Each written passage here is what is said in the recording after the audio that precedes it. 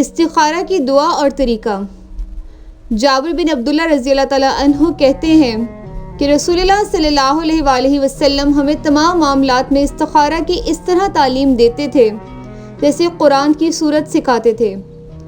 آپ صلی اللہ علیہ وآلہ وسلم فرماتے،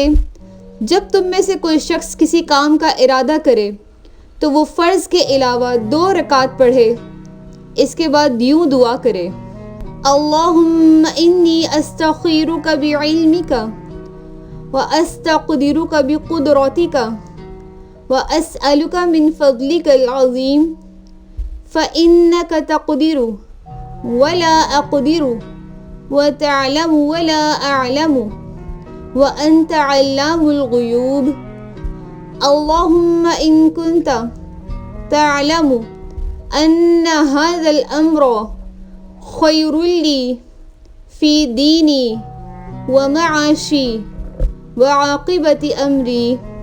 فاقدره لي ويسره لي ثم بارك لي فيه وإن كنت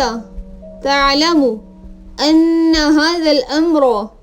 شر لي في ديني ومعاشي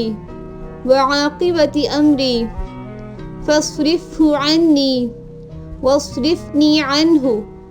فاقدر لي الخير حيث كان